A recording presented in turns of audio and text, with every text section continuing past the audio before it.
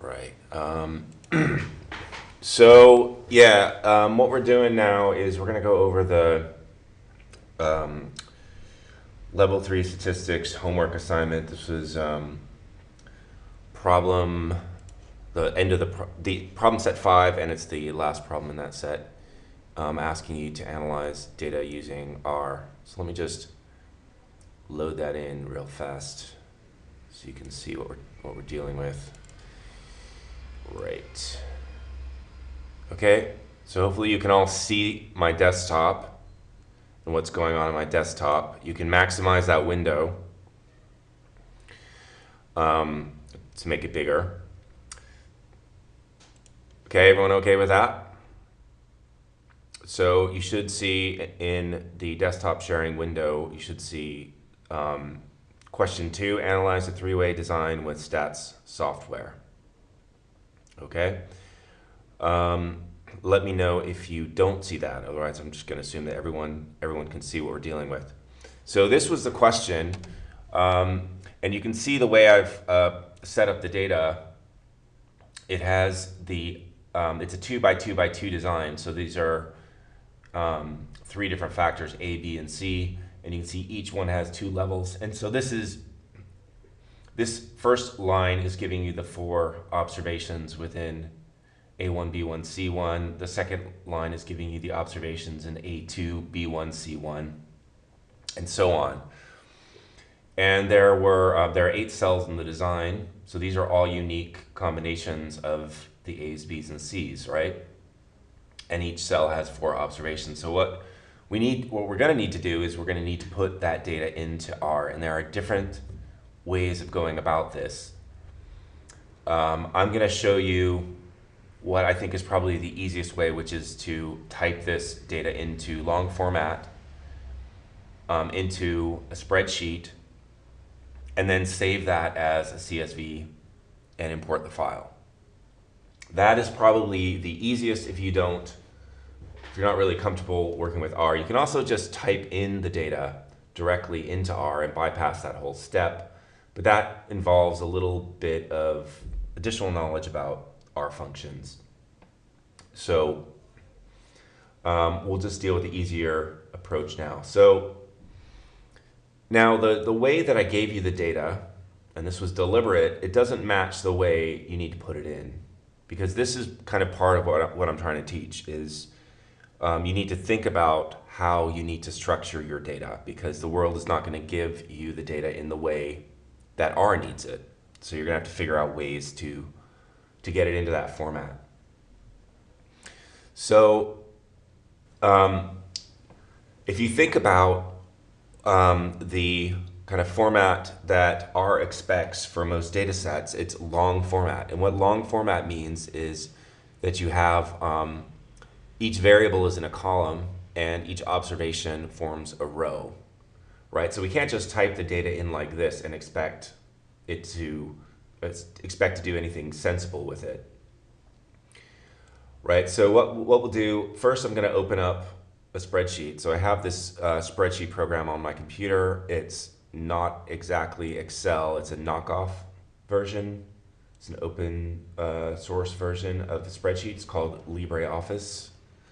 I didn't have to pay anything, just downloaded it, it's free. I just use it for data entry, so it's fine. So what I'm going to do here is I'm going to put in these values. Okay, let me just adjust things in my window. Okay, we'll start with the first row. In the first row of my data file, I should put the names of the variables. So what variables do I need to have in here? So anybody have any ideas which variables? So there should be 4 variables. What should we call those variables? A1, B1, what should we call them?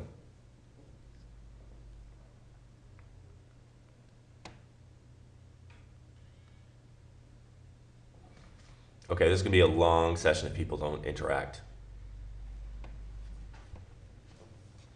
Thank you. Yes. Do we need subject? Well, actually, we don't really need subject. We could put it in. We could put a column in there, subject, and then number it 1 through 32. But we're not actually ever really going to use it. And within subject design, you might need to have that column, right? But some of you got it. The 4 columns that you need are A, B, C, and Y, right? Each one of these is going to be a separate row in your table. Each one of these values should be a separate row, and you have 32 of them. So you're going to have 32 rows here. And for each one, you need to track what level of A you're at, what level of B you're at, what level of C you're at. And then we need to call this something. We can call this Y. So let's just do that. So our first column is going to be A, second column B, third column C, and fourth column Y. And that's really all we need. Okay? I'll make this a little bit bigger because I'm not sure you can see that so clearly. Okay, so those are our column headings now. So now we just go through this table and we type in the values. Let's start with this first cell. So this is A1, B1, C1, right? And there are 4 values there. So we need to type in, what we can do is we can pull, you can use the fill down function here. Whoops, see? It's already doing things I don't want it to do. Now there's a little trick here where you can do, I think it's Control D in this program to do a fill down that doesn't try to be smart and guess that you want something other than what you actually want. You need to do that here as well. So I'm just going to fill down. You can do copy paste, whatever you want. Okay? So now I'm going to type in the values for the first cell. Okay, does that make sense why I'm structuring it like that?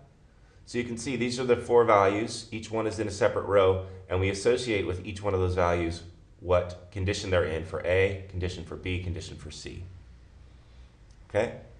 And that's really all you need to do, and you need to do that for the rest of the cells in the data. And the next 4 are A2, B1, C1. So we'll just fill that down. Okay, and we'll type in those values 106, 108, 106, 108. Okay, the next 4, we have A1, B2, C1. Okay. And we'll fill those down. So those should be 4. Oops.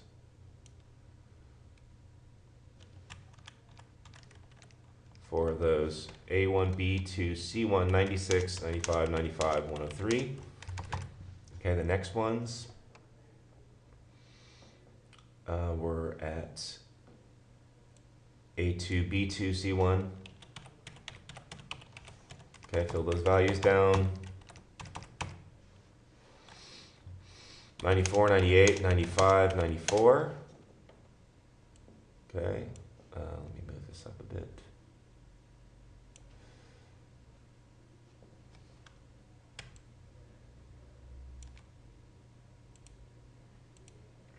Okay. Now where were we? We did A2, B2, C1, A1, B1, C2. So now we're putting in all the C2s.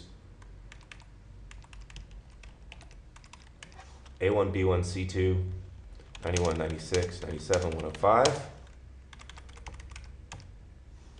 Okay, A2, B1, C2. 92, 91, 94, 91. Okay. A1, B2, C2.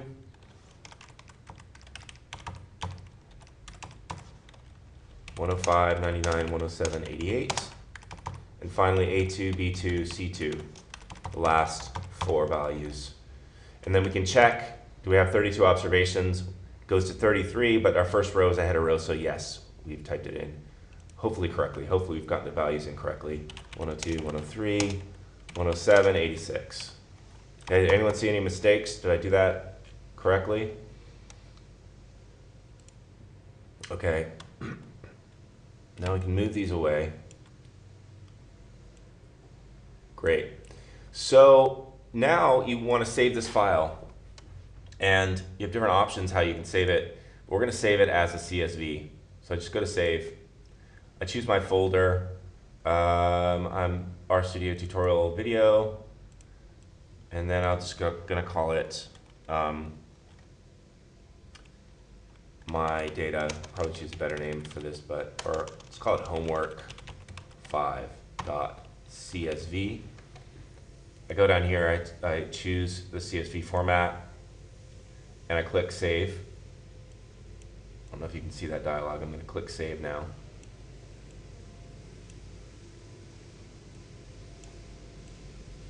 Your dialog might look different from mine if you're using Excel. Okay, I'm going to ignore all this. Use text CSV format, and that's fine. It's going to ask me some questions. I just stick with the defaults, should be okay. Okay, so now I've saved that file. Put in the data. We're happy with that. I can get rid of that. Now we're in R. Okay, so let's take a moment before we just dive in, start typing stuff in the console. What should I do next? Should I just start programming in the console right here? What's my next step? Right, okay, I can set the directory. That's one thing I need to do. Exactly, open a new script, thank you. So I need to go new file, RScript. Now, this is the script editor window here. This is where you're going to be writing your code for the homework assignment, not here. Don't work in the console. The console is for trying things out, right? Like just making animals talk, or trying out different functions, getting help, right? So what I'm going to be doing is I'm going to be actually developing my analysis in the script editor window, and it's an R file. So the first thing I should do is I should save that, and I'm going to do something important here. I'm going to save that script. It's empty right now. I'll just save it. And I'm going to put it in the same directory where I put my CSV file. And I'm just going to call that script homework5.r. Okay? So do I need to install packages at this point? Well, the package that I'm going to be using is readr. And I can just see if it exists on my system by just typing library readr. And if I don't get an error, like package reader not found, I don't need to install it. It's already there, right? You don't install Facebook every time you want to open up the Facebook app. You install it once and then you call it when you need it. And this is like launching readr into your environment. So we know that readr exists, and so we're happy with that. We've loaded that in. Okay? Now can I do this? Okay, read CSV. I'm going to use the read_CSV function from the reader library. Now there is also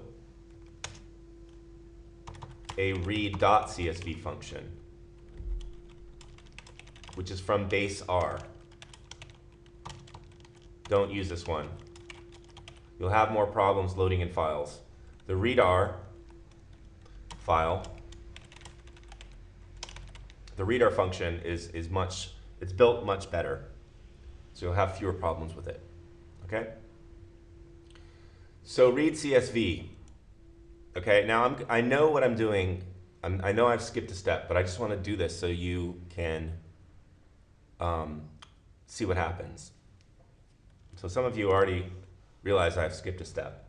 But I'm going to type in the name of the file. Now I don't just type in the name of the file like this. Right?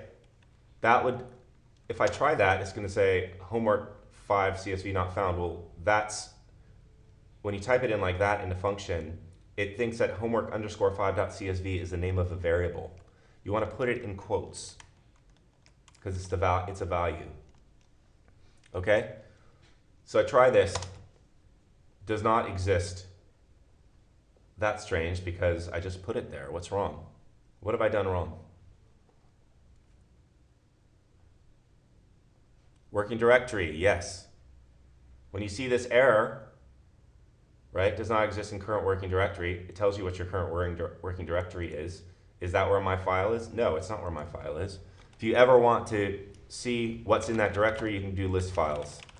And that'll show you everything that's in that directory. And I can see, yeah, this is not the right place. So here's a trick to set your working directory to the same place as your script. You just go to Session, Set Working Directory to Source File Location. So this is the source file we're working on. And if I go to Source File Location, it'll already automatically put it into that directory. Okay?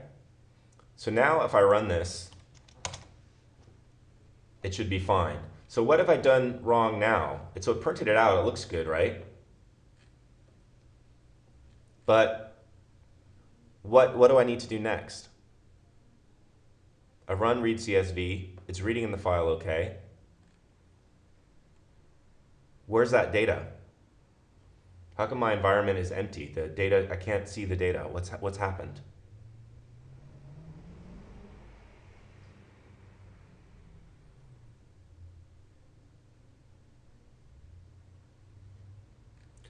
So I need to import it, but what does that mean? I need to assign it into a variable. Now this is where you just choose a name for a variable. It can be whatever you want, right? So I assign the output of read CSV, which is this tibble thing. I assign the output of that function to this variable homework 5. Now watch what happens when I run this line now. You can see that now there is this object in my session environment called homework 5. And if I click on that in the global environment, it brings up a viewer and I can actually see the data in spreadsheet format. Okay? That's just for looking at it. I can close it and go back to my script. Okay? So we've got the data in now. Okay, so what do we want to do next?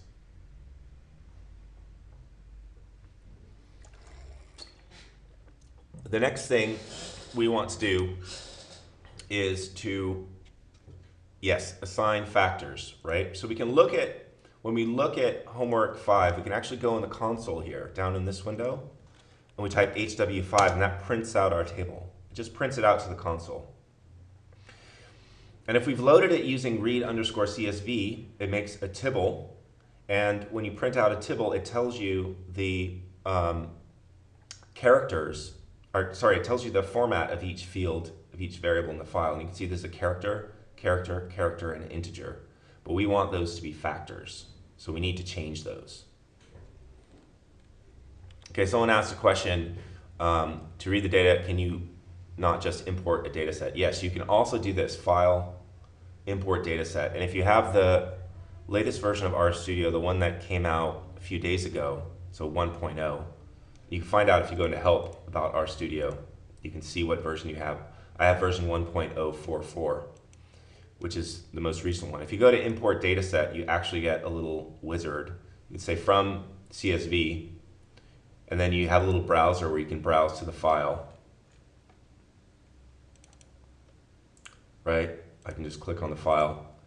And then it gives you a data preview, which you can't really see because this dialog it's too small. Maybe I can make that bigger. Actually, no, I can't make that bigger. But it tells you exactly the syntax that you could use to load that in. And it gives you some options, right? What the delimiter is, what the encoding is, right? You can change that, comment, NA, skip, all that stuff. So it's a little bit of like a wizard to do that, but you can see that in a way, if you set your working directory, it's not necessary. If you type read_CSV and your working directory is set correctly, everything should go just perfectly fine, and it's not difficult.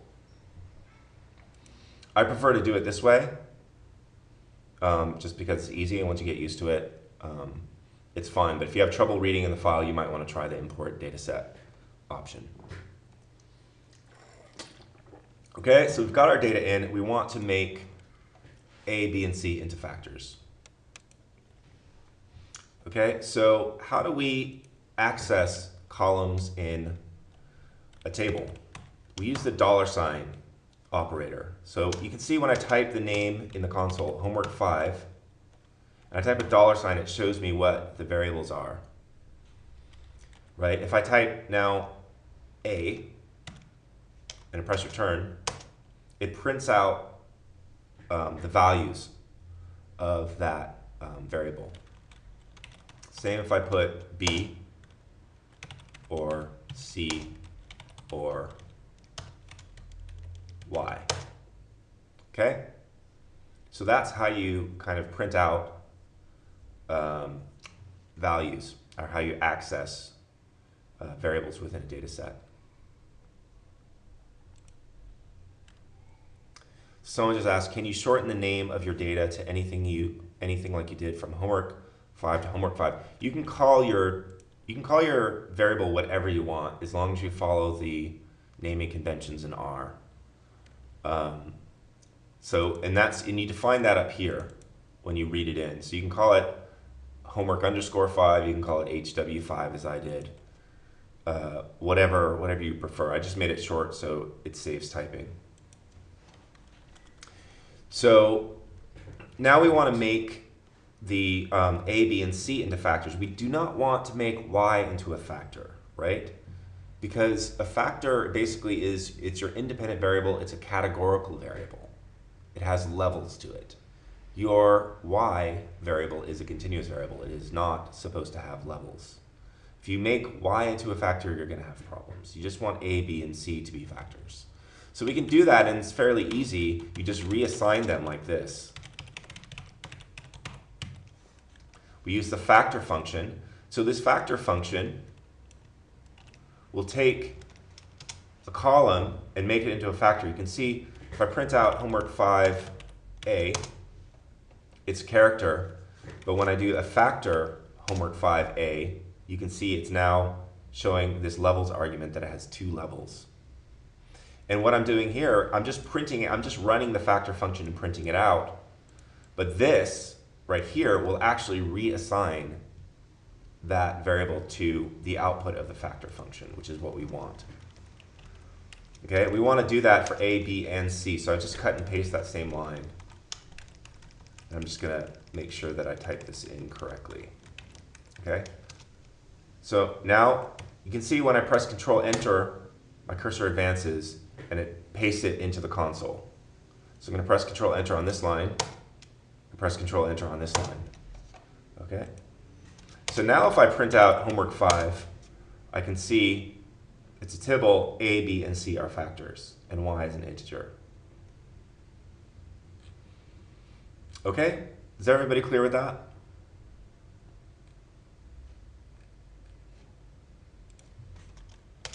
Great. Okay.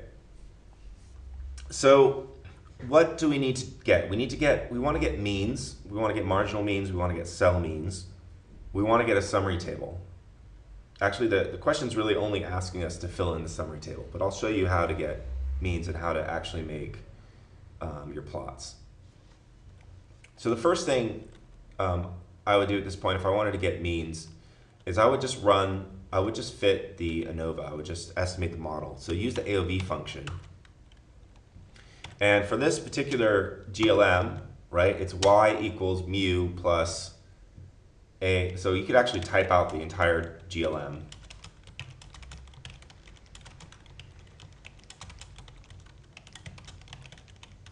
So this would be the entire GLM right here. This is how you specify an interaction in R with a colon. A colon B, A colon C, B colon C, and A, B, C. So this would be a way of actually specifying the three-factor model. Now the first argument to AOV is the GLM, and notice we don't type in mu. Or actually, you could type in a 1 for mu. That's how mu is represented in R. in formula syntax. But you don't need to do that because that's just implied. And you also don't need to put in the error term, right? That is also implied in the model. Every model will have an error term, so you don't need to type it in. And actually that ends up being a lot of typing. So we can shorten that. And we can just say AOV Y tilde A star B star C, homework 5. And the A star B star C means give me all possible main effects and interactions involving these three factors.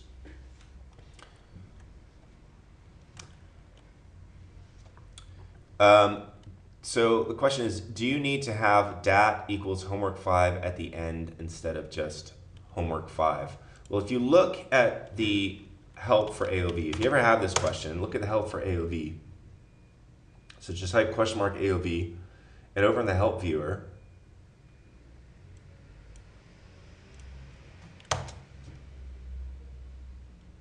which should pop up.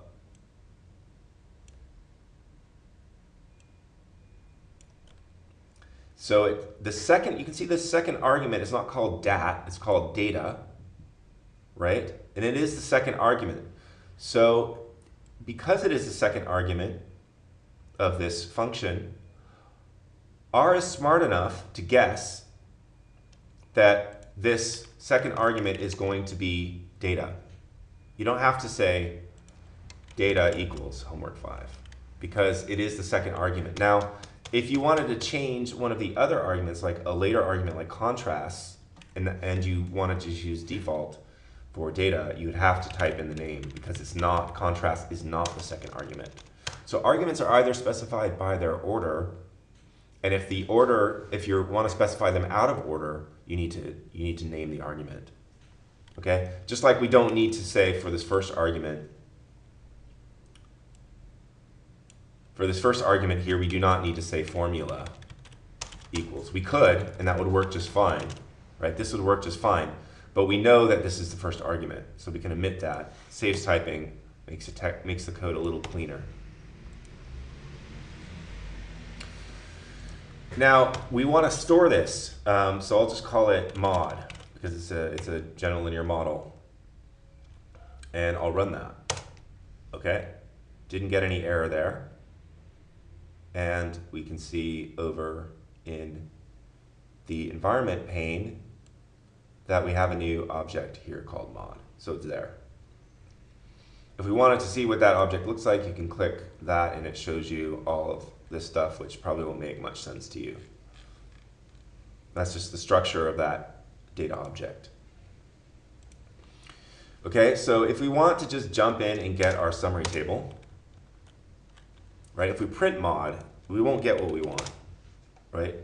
We get something that looks like this. This is not what we want. We want a summary table. So to get that, you need to use the summary function.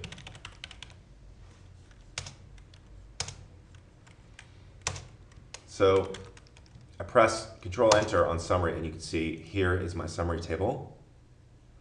Main effects of A-B interaction, AC interaction, BC interaction, ABC. Okay, someone's asking why to use the mod argument. So mod is not an argument. Mod is the name of a variable, right? I'm assigning this function. If I just run this function, right?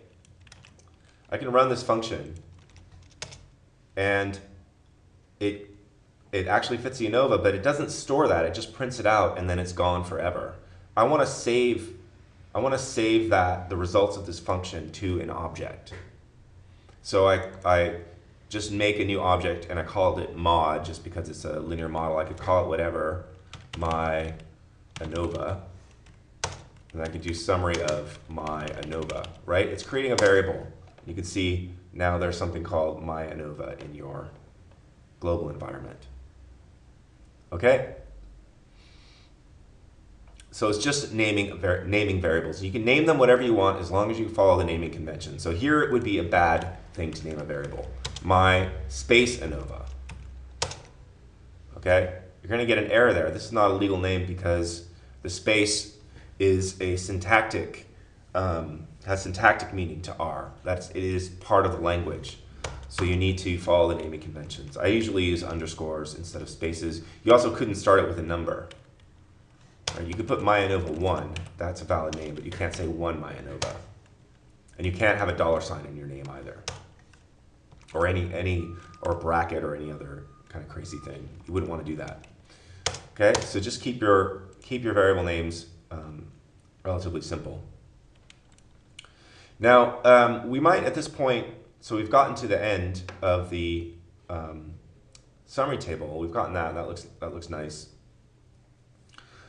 We've made our script. So this script, right, it goes from top to bottom, and we might want to make sure that, because we've been playing around a little bit in the console, we changed the name of this variable, we did some other stuff that we may have forgotten about. We might want to make sure that the script actually is reproducible. So at this point, you might want to go to this little broom icon over here to global environment and clear everything out of your workspace. You clear that out, click yes, and now everything's gone. So you can actually rerun this entire script from start to finish to make sure that it works, that you get to the summary table at the end. And you can just click run, okay? And this goes line by line. You can just keep clicking run, or you can also, I think there's a way to run the entire, I think you click source and it'll run the entire thing. But we can just go step by step, clicking run or control enter, however you want to do it. I usually do control enter step by step and watch what happens in the console, make sure we don't have any errors, okay? I could even, if I wanted to, I could even restart R down here, okay? Restart R, start at the top of the script, go step by step, make sure there are no errors.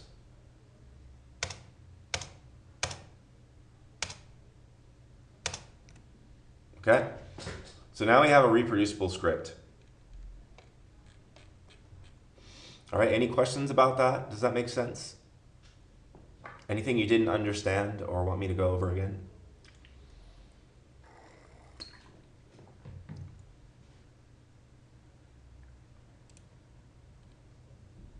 Okay, so next step, let's talk about how to make your plots. So there are two different approaches to making graphs. There's base R, and for that you could use the interaction plot function in base R. And then there's the add-on package ggplot2, which makes nicer graphs, and there we would use geom line and geom point to make our graph. Now, if we're going to use interaction plot, we have the situation where we have a three-factor design, so we need to essentially have two different data sets that we plot, because we can't fit three factors onto a single plot. So what we can do is we can create subsets of our data. So remember, our data is homework 5, okay? Just printed that out again, homework 5. So what we'll do is we're going to make one plot looking at the AB interaction, or the cell means AB for C1, and we'll do one plot for C2. And the way we're going to select out the rows from this table is we're going to use a subset function. Now there's another function you could also use in the dplyr package, which is filter. And it does essentially the same thing as a subset package, or subset function in base R. Okay, but we'll just use subset for now.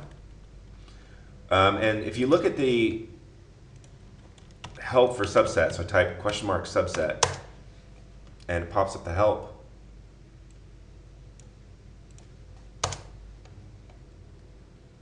Okay. There are essentially two arguments, x and subset, and x is the object to be subsetted, and the argument subset is a logical expression indicating elements or rows to keep. Okay. So the first argument to subset, is it x? Do I type x? Or what is x? What should I be typing as my first argument, right? Object to be subsetted. What is our object to be subsetted? Is it x? Is it A?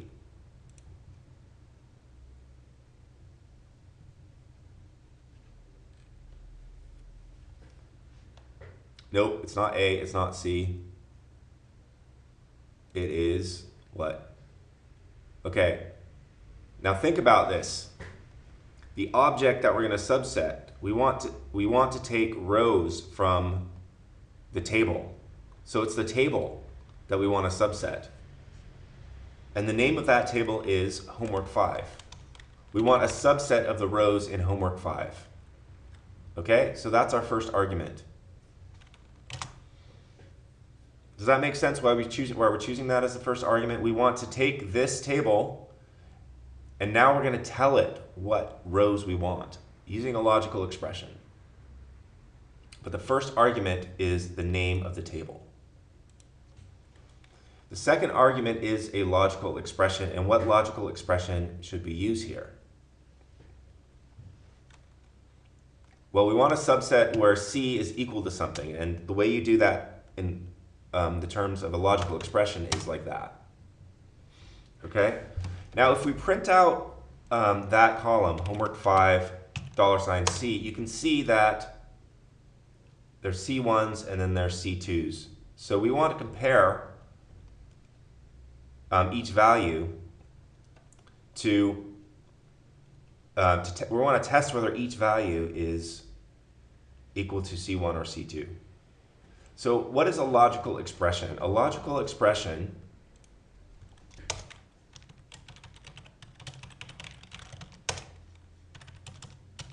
is an expression that returns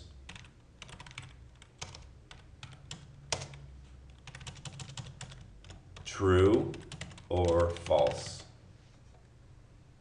So here's a logical expression. True, 2 plus 2 equals 4, right? Here's another one, 2 plus 2 equals 5. That's false, right?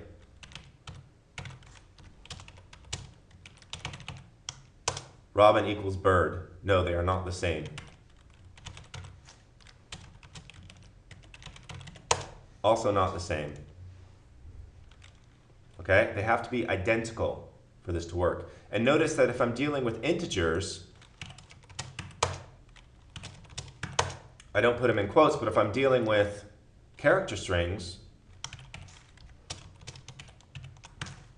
I put them in quotes. And if I'm dealing with values of a variable, so x equals C1, does x equal C1? True. Does x equal C2? False. What is x? It's C1, right? Okay? I can make another variable, y equals C2. Does x equal y? No. Why? Because x is C1 and y is C2. So if I reassign y to C1, does x equal y? Yes. Okay, you see the difference? Calling a variable versus a value. There's all kinds of logical expressions. So the double equal sign is just testing equivalence. You could do is 1 less than 3. You can assign x to a value. Is x less than 3? Is x greater than 3? Is x less than or equal to 5? Is x not equal to 5? Okay? These are all logical expressions that return, they test a relationship, they test a condition, and they return a true or a false value. Now, one thing that you can do in R, you can make these vectors, right? I can count from 1 to 10. Okay? Now I have a vector in x going from 1 to 10. I can actually apply a logical expression to that entire vector. I can say, is x less than 3? And watch what happens. Okay?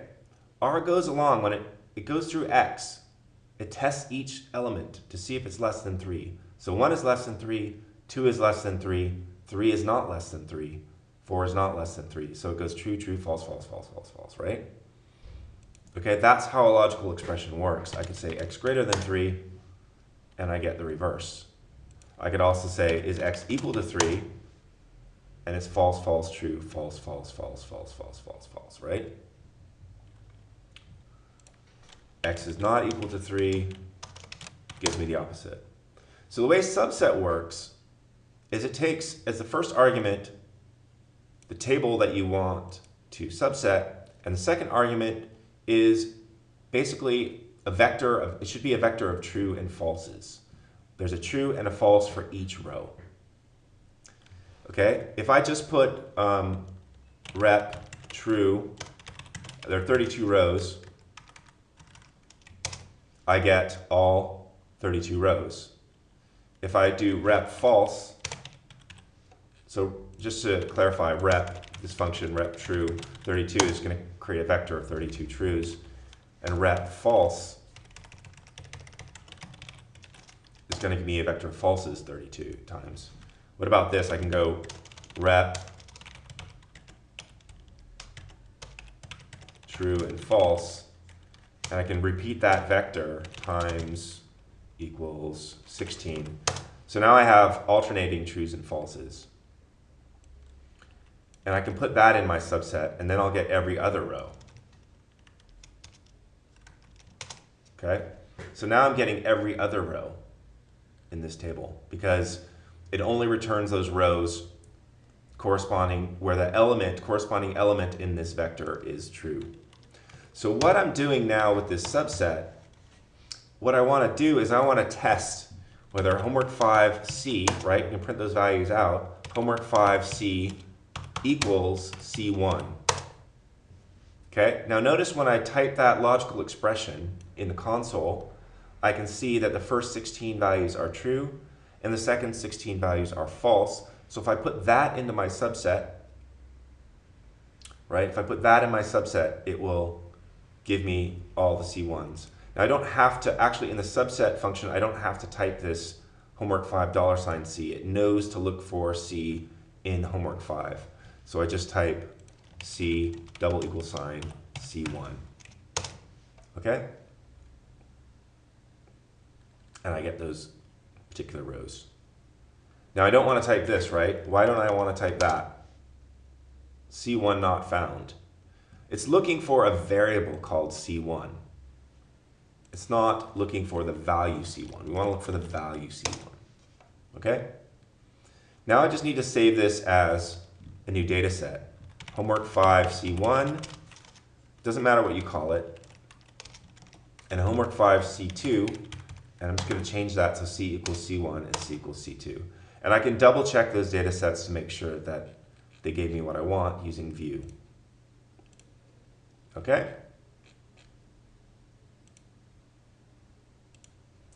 I use C because we're going to break apart the data sets on the basis of the value of C. Now I didn't have to do that, right? I could have broken them apart on the basis of A. I could say, give me one data set that's A1 and one data set that's A2. I'm going to call them something different.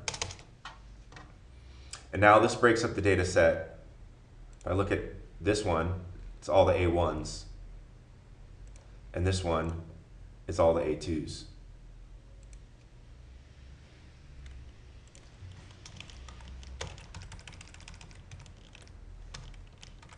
But we'll just keep it the way we had it before. Okay. Now we have our two data sets. Now we can do interaction plot. Okay. So what is syntax for this? Let's try it out down here. It gives you the syntax when you're typing. It should give me a pop-up. I don't know, I'm not getting it. But the way it works is the first argument is going to form the x factor in your plot. The second argument will form the different lines in your plot. And the third argument should be your response variable, which is y in this case. Okay? So I got it here. It looks pretty ugly, right? You can actually change the names if you want.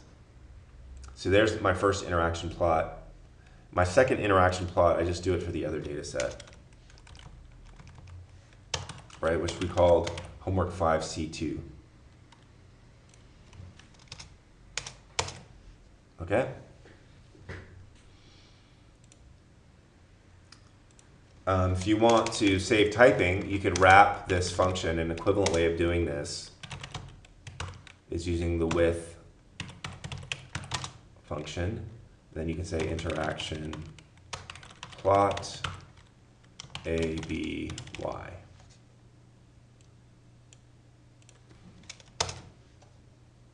And that looks a little bit cleaner if I do it that way. It does the same thing.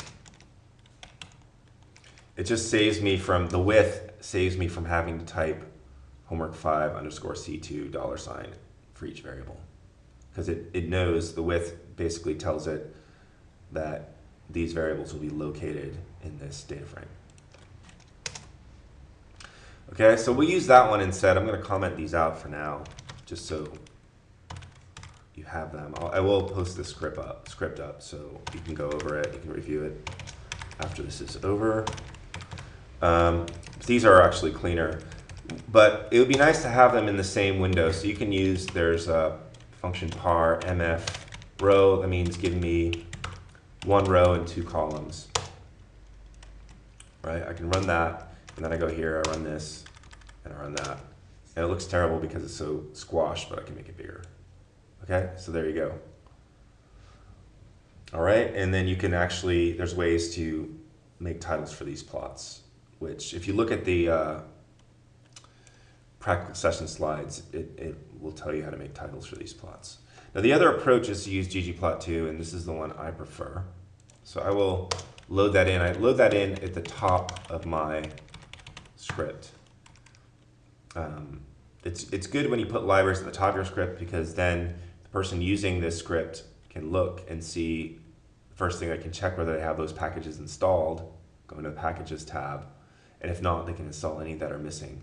Now, if I just type it in here, right, it hasn't loaded that package yet. I just typed it in the script editor.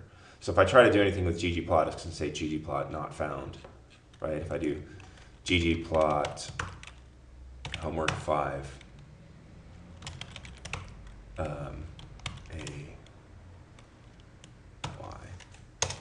right, could not find function. That's because I have not actually loaded it in. I just typed it in here. I have to press Control Enter, and then it loads into my console. But what I'm going to do with ggplot is, the first thing I'm going to do is I'm going to actually create a table with just the cell means in them. I'm going to use the aggregate function for that. So I'm just call it cell means aggregate.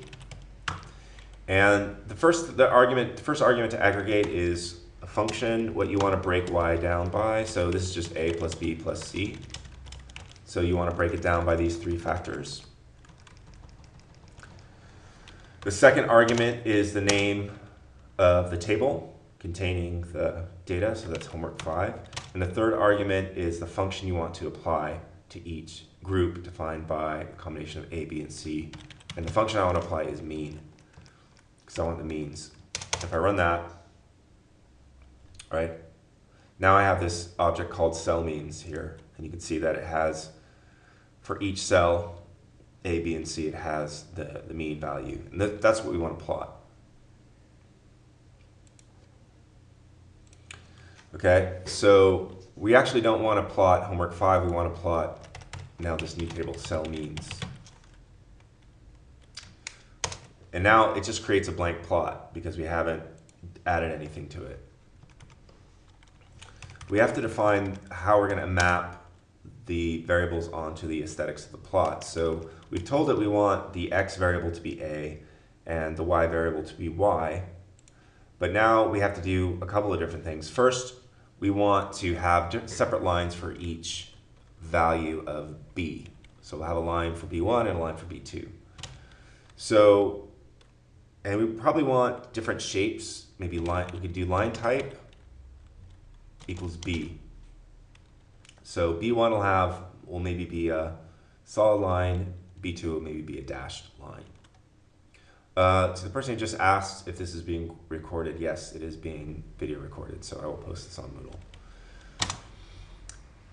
Okay, and then we might want the shape of a point to correspond to B as well. So maybe one level of B will have circles and the other will have triangles. And then what we do is we add, literally add to ggplot, geom line and geom point. That will give us lines and points. Now, I haven't broken it down by C yet, and I'll show you how to do that in a moment because this is just going to create a mess. This is not the plot that we want because all the data is being plotted together from C1 and C2. That's why it looks so messy. And it's only connecting within the levels of A. We want to connect within the levels of B, and it doesn't really know that by default. And the way to tell it how to connect lines, you have to use the groups. I think it's grouping or groups equals B. I think that's what it is. Try that out. Group. Yeah. It still looks like a mess, right? And that's because we haven't broken it down by C. And there is a great function to do this, and it's called faceting. So you facet wrap, and you just do tilde-C. And there you go. Now we have plots for each level of C, the A-B interaction. Okay, and you can tweak that further if you want, like maybe we want the size of the points to be a little bit bigger. So I can put size equals 3 in there. Okay, it makes the points a little bit bigger. Okay, so that pretty much runs through that homework assignment, and hopefully it gives you a better feeling for how you interact with RStudio and how you develop the analysis. We now have a reproducible script. I'm going to save this script. I'm going to actually, I'll quit my session. I'm going to restart completely from the very beginning. Okay, it loads in that file. I need to set my working directory to source file location. And then I'm just going to rerun the entire thing. I think you can actually, I think there's a run all, Control-Alt-R will run this entire file. Control-Alt-R. It's going to run the entire file, and I can actually see if it's doing what I want. Okay, so we now have a reproducible script. The person who asked, you want the last command, you want the ggplot command? Is that what you want? This one? Okay. There it is. Okay, I'm going to end the recording now, and I will take your questions.